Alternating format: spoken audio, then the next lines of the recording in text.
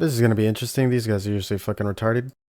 If a Democrat ever gets back in, we're all cooked. And I'll tell you why too. The last election in 2024 proved unequivocally that influencers have more motion and pull than traditional celebrities. And I don't think we've ever been in this time where someone like a Taylor Swift or a Beyonce or a LeBron James, A-list celebrities with millions of followers, they don't have as much juice as streamers when it comes to influencing things. So I think if Democrats get back in, they're gonna go after every big right-winger to some degree because they know that these guys sway in elections. I've said this before, I'll say it again. We need to repeal the 19th Amendment. Yeah. Right? We need to take rights away from, that's how we're gonna make things right again. Because these goddamn are up the country, bro. Well, that's the majority of our problems is because we have more women in leadership. By the way, all y'all niggas owe me, by the way. I kept Kamala out the White House and back in the kitchen. I don't know if you guys heard about that. She wrote me in her book, 107 Days. Oh, I didn't know that. Yeah. Andrew Tate talks about it. I have the clip. Yeah, Okay, so, yeah, we can show the clip. She actually wrote about you. Yeah, she wrote in her book Kamala about us. Yeah. Harris just admitted in her new book that I was one of the reasons she lost. And I've been saying for a very long time that the reason the liberals and the Democrats have been trying to put me in jail is because I can affect elections. And now Kamala's saying, yes, Andrew wasn't in jail.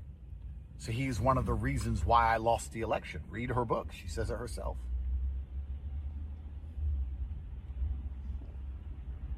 I'll get the excerpt for you guys. I have it somewhere. Gotcha. Wait, and he mentions you. Yeah, he made like a couple videos on it. I have the excerpt right here. Okay, these guys obviously do realize, right? But influencers are, it's in the name, influence. Like, they influence people's decisions in life. They influence what they want to be like. Some people embody the characters of their idols and people they look up to. So the Hodge twins would probably appeal to people who work out, and then right wing, and then this guy Myron would appeal to people who are mainly angry at women or some shit. And they're all right wingers that get together according to the demographics. And that's pretty much what politicians need, is the exposure and the viewpoint of all the people. The most part, a lot of the influencers are like the gossip circles or the shit talkers, or the people that want to destroy people's future, which is why a lot of them acquire like blackmail or shit talking angles for the debates or the things that are on screen, because all of it is really just a food fight. They're grabbing anything they can to insult the other team and make them look as incompetent, ridiculous, and evil and monstrous as possible, which then utilizes them to be able to attack as many people as they want, which then allows them to dethrone actual candidates that could run the country, because a lot of people in this country see politics as like more of a gladiator sport where they're killing each other. You summon your warriors, you bring your person of color, you bring the other person of color, they rival each other's opinions, so both of them are victims and both of them aren't victims, and then they fight their talking points out. Things like that are something that they established a long time ago as the real politics. And you could have someone that actually knows how to run a country efficiently and effectively, but that person could lose to a person who's really good at shit talking and really good at making sure the other person looks completely terrible. Which is why a lot of these people are starting to realize their power and influence, that the more people they're able to capture or encapsulate would allow them to bring a lot more opinions in accordance to the political sphere, so they could change the entire world's morality or the influence of who they are as a person, which is pretty cool. So it goes, and this is a book she just released too. I think she's doing a book sign. She's doing a book tour. Yeah, I'm gonna go try to get my book signed. I'm gonna go in my outfit on. Myron now. I have a outfit. the girl? Yeah, I got one, and the glasses, all that. Here's Tate mentioning you. Okay. So we're gonna try and bring on Myron now, because Myron is also a real realist.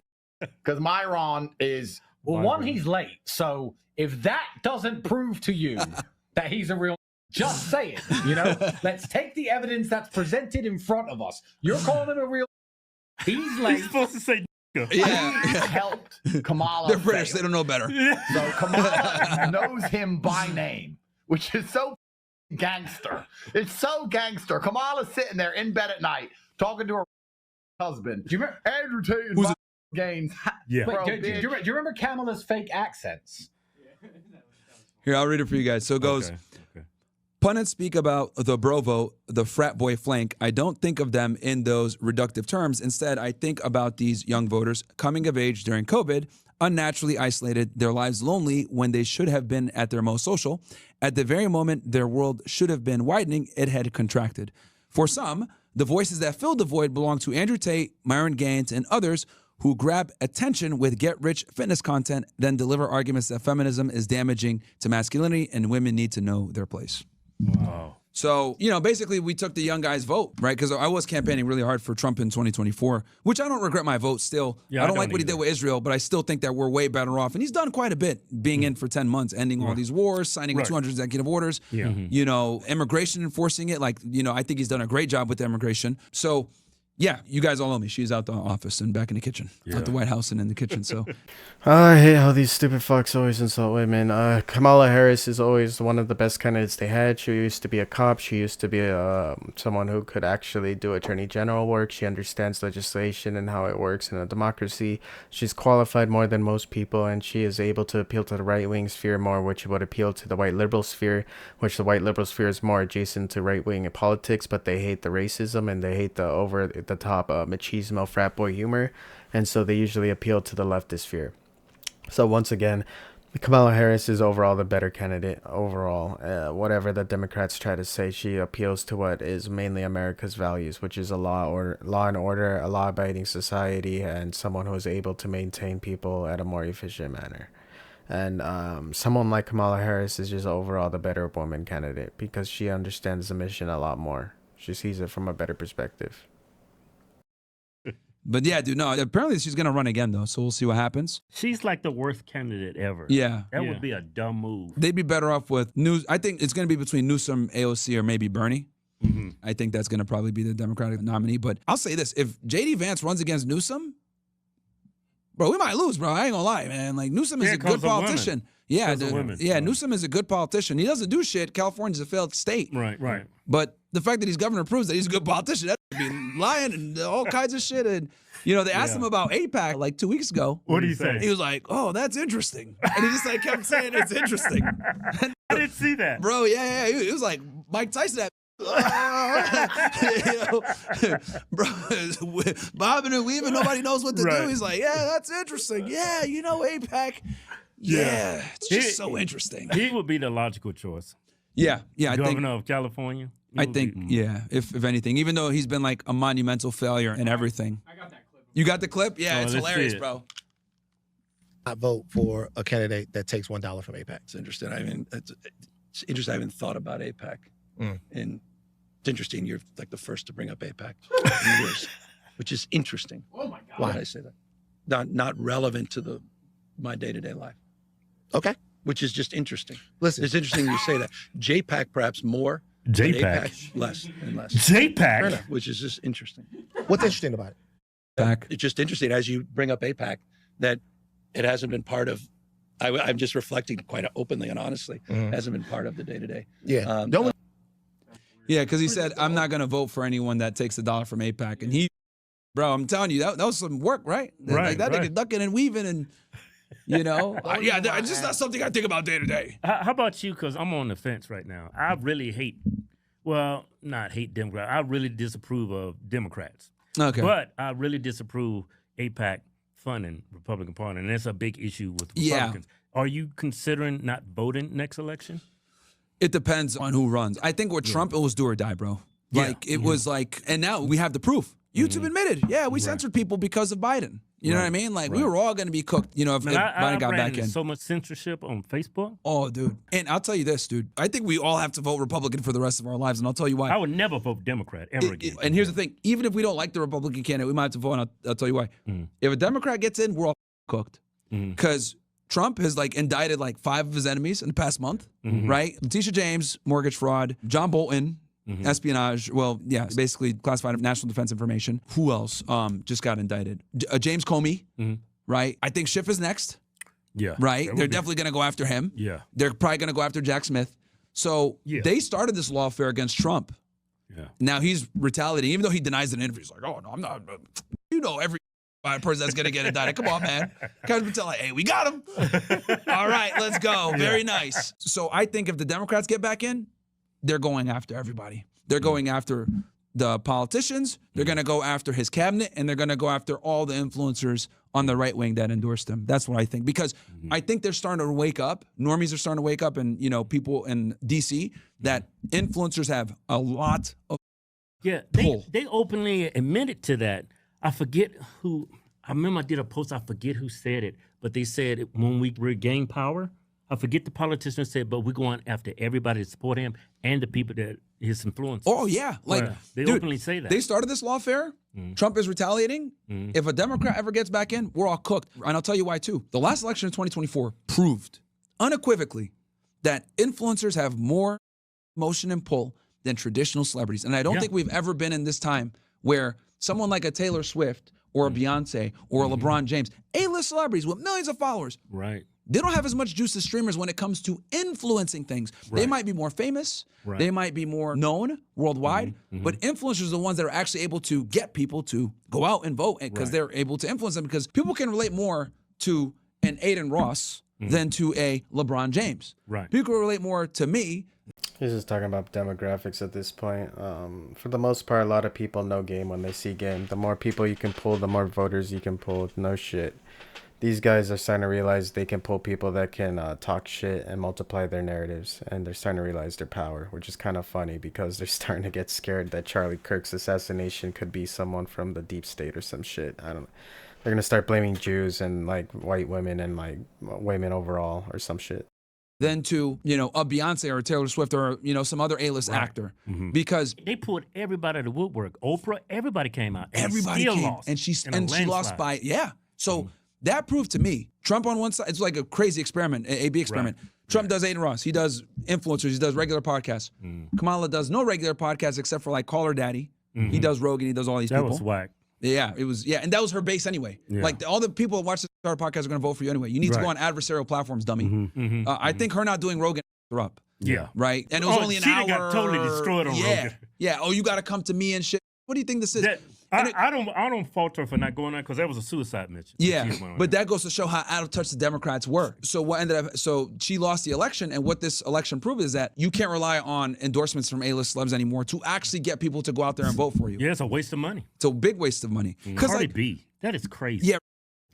Absolutely retarded. Who listens to Cardi B? You got to be brain dead to listen to her. She's still trying to dabble. Yeah, Glorilla. It's like she's still trying to dabble in politics. She said, hey, I tried to tell you Trump supporters. Now look, they taking y'all SNAP benefits like Trump supporters is on welfare. Yeah. Like all these people complain about, hey, they took my SNAP benefits. I have not seen one Trump supporter complain about it. No. Not one. No, it's always.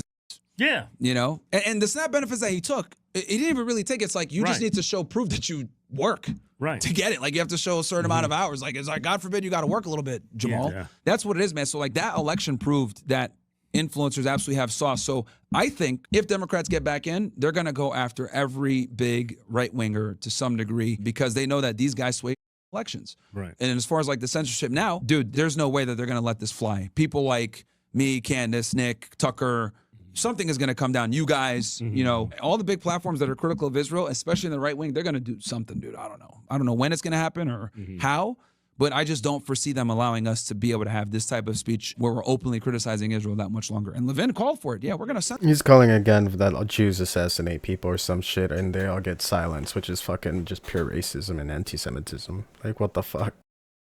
Yeah, openly in front of everybody. Yeah, he doesn't give. And they don't have shame for saying that shit either. Yeah. Like, Ben Shapiro kind of dances around it. Oh, well, I don't think people should be deplatformed, blah, blah. But, dude, there'd be nothing better for them than people being deplatformed because it's an unwinnable position. There's a reason why Ben will never get in and talk to like a Nick Fuentes and have this discussion. It's an indefensible position. You know what I would love to see? Mark Levin and Nick Fuentes. I'd love to see that too. Yeah, I'd love to see it. So I'd love to see Nick versus Ben Shapiro, right? Like, and I think at this point, you know, he spent 10 years, you know, doing everything to destroy his career, and now the tables have turned. Do the debate, Ben. Prove to us why we need to support Israel. Prove to us why we need to, you know. Why do you think, like Charlie Kirk, I remember there's a clip of him, someone faked it and got on his show and asked him a question once you. Oh, they always do that to him. It's hilarious. Yeah. I wonder, why do you think they avoid Nick like he's the plague? They're afraid of him. Yeah, it's precisely. No, they're afraid of him. And the thing is this, right? So with him, so it's one thing to say it's. Yeah. It's another thing to say it's. Let me tell you why and who. Right. Right? Right. Because when you just say, and this is why with me even, like I'm very specific when I talk about certain things, right? Like when we're talking about the dance show, that you tell us why. I'll tell you why, and I'll also give other people, right? Like a lot of people, kill JFK. Yes, that's true to a part, but there are multiple people that were involved in that conspiracy too. So like with Nick, the reason why they're so scared of him is because not only does he call out the power structure and who's involved, he knows the names and how they're linked. He knows who backs them. He knows what organizations they're a part of. He knows who they're involved with, etc. So that's very dangerous because politicians thrive on you not knowing how they're funded and how they do things. Right. And they thrive on you not understanding that a lot of these think tanks are run by, dual allegiance in the right wing, and how the donors that donate with obviously a purpose, like the Adelsons showing up to the White House more than other people. So that is why he's dangerous, because he doesn't just say they actually like it when you're autistic. But once you start naming people and showing the links, that's when you become dangerous. And I think that's why they've done everything in their power to keep him out and keep him contained. But now that he's broken containment, it proves that censorship unfortunately works to a degree, right? Because they kept him censored for so long. But once people are able to hear their information, what happens? Right. Now Change people are your questioning opinion. everything. They're questioning World War II. They're questioning, they're questioning, it's like Top everyone, eight. top eight. They're questioning everything because now, and I made a tweet about this, it's going viral right now. I said, look, if they could deny a genocide to our faces in 4K, right? And as they do it, right, sending Hezbollah agents from PragerU and shit like idiots saying, oh, look, all the food here, they're not starving them. Niggas not in Gaza, they are starving them. You talk about your dumb monkey ass over here taking pictures with the spoiled food. That proves that they're not feeding them. But, they're doing all this bullshit, right? They're doing a genocide in 4K. We all watched it, right? Thank God for Twitter and all these alternate platforms. They're denying it. If you guys have the gall to lie to us about this when it's in front of our eyes, what else have you lied about? Again, they're going into conspiracy theory stuff. So again, right, they react to Erica Kirk's strange behavior, and they're going into gossip. And it's a lot of these guys just think they're bigger than they are. Their influence is big in terms of influencing people's mind, but it's not as big as they think, where they need to be assassinated. They're not that big of a deal. Myron did a seating where he went outside to talk to people and didn't get any people to show up really. Charlie Kirk was the only person that was really huge, and he got taken out. So I think size has something to do with attracting mentally ill people. I don't think it has to do with attracting people who want to kill you through politics, because politics existed for a while. So assassinating people is definitely bad for politics. You will lose support, not gain it. Sorry.